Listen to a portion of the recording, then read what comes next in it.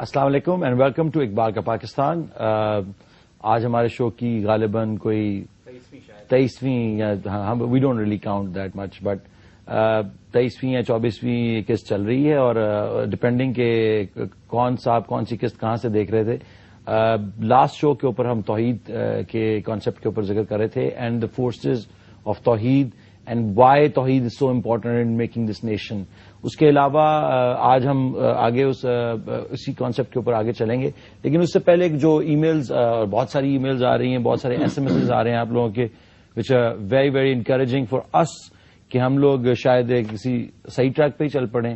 کیونکہ لوگ جو ہیں وہ اکثر کہتے ہیں جی زیادہ تر جو لوگوں سے ملنا ہوتا ہے وہ کہتے ہیں ایک شک کی نگاہ سے ہی دیکھ رہے ہیں کہ آپ لوگوں کا کیا ایجنڈا کہ آپ لوگ کیوں بیٹھے ہوئے ہیں یہاں پہ, کیا اقبال کے پیچھے ہے اور اقبال تو یہ تھا یا وہ تھا. لیکن جو اصل میسج ہے اس کو اگنور کرتے ہوئے very conveniently which is the way of this world now. اور بڑا افسوس ہوتا ہے کبھی کبھی کہ لوگوں کو اگر ہم کوئی پریچنگ تو کر نہیں رہے, ہمیں کچھ کتابیں ہیں جو ان کو ڈسکس کر رہے ہیں, پوائنٹ آف ویو ڈسکس کر رہے ہیں, لیکن لوگ یہ اس کو سمجھتے ہیں کہ یہ پریچنگ کے اور چاہتے ہیں کہ ہم ان کے لیے جہاد پہ چل جائیں اور کہ ایک ہارڈ کور اسٹینڈ لیے. لیکن وٹ پیپل آف پاکستان جن کو آپ کہیں گے non believers I would call them, کہ دے ڈونٹ ریئلی نو کہ there is no other way left but to take a side. اس طرح کی جو پولرائزیشن ہو جاتی ہے آف سیولائزیشن, تو then you have to take a side.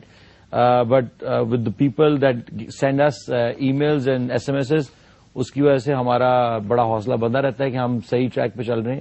اور آبویسلی پاکستان اس وقت ایک ایسے موڑ سے گزرا ہے کہ بجلی, پانی, گیس, تیل, روٹی, آٹا, ہر قسم کی جو چیزیں انسانوں کے رہنے کے لیے ضروری ہیں وہ ناپید ہو چکی ہیں آلموسٹ. اور ابھی میں کراچی میں تھا تو 5 دن میرے گھر لائٹ نہیں آئی اور لوگوں کے اندر اتنا غم اور غصہ ہے اور اتنا اینگر ہے کہ وہی املاک کو آگ لگا دے, اس کو آگ لگا دے, ٹرین کو آگ لگا دے. اور میں اپنے ارد گرد ایسے لوگوں کو دیکھ رہا ہوں کہ اب وہ غصہ اور وہ بڑھتا جا رہا ہے. تو ایک ای میل ایک آئی ہے, بھیجی فرحینہ احمد صاحبہ نے. Congratulations on a wonderful program, Zaid Sahib.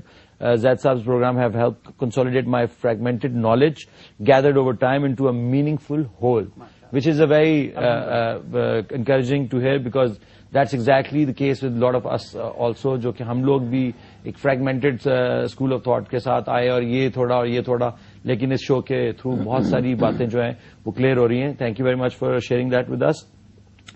I felt almost illiterate after watching Zaid Ahmed covered varied subject from Iqbal to Islamic history to geopolitics to Zionism and how it all links up to the present.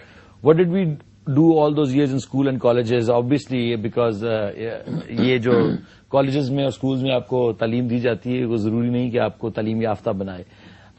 اس کے بعد ان کا ایک بڑا زبردست ہے, انہوں نے اپنی والدہ کا بھی ذکر کیا کہ ان کی والدہ بھی دیکھتی ہیں اور ان کی grand mother who belongs to a generation that I had studied Farsi Persian as a part of their education and could converse in the language with her sister. Ever since I've known her, she's started Iqbal's poetry and she's also very impressed with Zaid Saab. But سوال ان کا یہ ایک بڑا زبردست انہوں نے پوچھا ہے کہ this time I was wondering what does Iqbal's poetry say about sabr and sabr jameel? Sometimes when a trial or tribulation is long, جس طرح کہ پاکستان کا اب چل رہا ہے, a person's capacity to act and do more may be reduced. What must one do? تو ایک تو یہ سوال تھا. دوسرا اس کو پہلے لے لیتے ہیں میرے خیال سے. It's a fantastic question. علی دیکھیے, پچھلی دفعہ آپ کو یاد ہوگا کہ ہم جس مضمون کو ڈسکس کر رہے تھے دیٹ واز توحید. جی بالکل. اور توحید صرف ایک عقیدے کا اور علم کلام کا مسئلہ نہیں ہے. It is not just an academic exercise.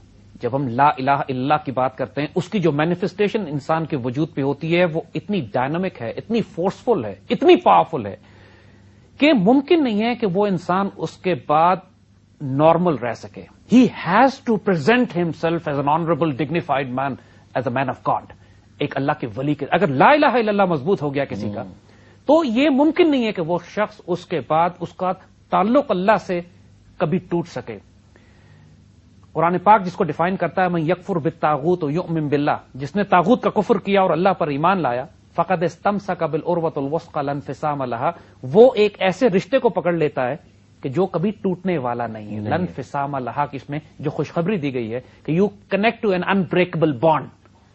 اللہ تعالیٰ سے تعلق قائم ہو جاتا ہے نا. آپ جو سارے بت توڑتے ہو وہ بات ہم نے یہ دیکھو ایک بات ذہن میں رکھنا, آج کے دور میں کوئی مسلمان لکڑی اور لوہے اور پتھر کے بت نہیں پوچھتا. صحیح بات ہے, لیکن ہم ان بتوں کو پوچھتے ہیں جو ہمارے سینوں میں ہوس چھپ چھپ کے بناتی ہے سینوں میں تصویریں. اگرچہ بت ہیں جماعت کی آستینوں میں, مجھے ہے حکم اذاں جو اقبال نے بات کی تھی لا الہ الا اللہ, کہ ہم لوگوں کے بت جو ہیں ہمارے لیونگ سٹینڈرڈز ہیں. ہمارا بت ہمارا ایگو ہے, ہماری بت ہمارا کیریئر ہے, ہماری منسٹرشپ ہے, ہماری سینٹ اور کیبنٹ اور پارلیمنٹ کی سیٹ ہے, بیوروکریٹک جاب ہے, ہمارا خاندان, ہمارا نسب, ہماری پیری مریدی کی گدی, یہ خدا بنے ہوئے ہیں ہمارے, جن کی وجہ سے ہم انسانیت پہ ظلم بھی کرتے ہیں اور جن کی وجہ سے ہم اللہ کے احکامات کو مسلسل رونتے جاتے ہیں اپنے پیروں تلے.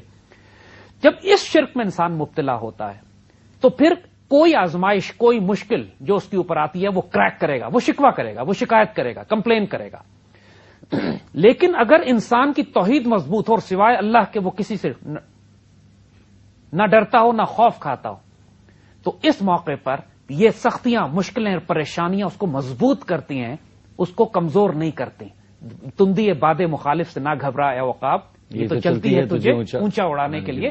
13 سال مکے میں مسلمان رگڑ دیے گئے, پیس دیے گئے, لیکن کوئی مسلمان بریک نہیں ہوا, بیکاز توحید, دی ایمفیسس آف مکی پیریڈ واز توحید. That is what the wisdom is, کہ جب مضبوط آئیڈیالوجی ہو اور رول ماڈل سامنے ہو تو پھر صبر ساتھ آتا ہے.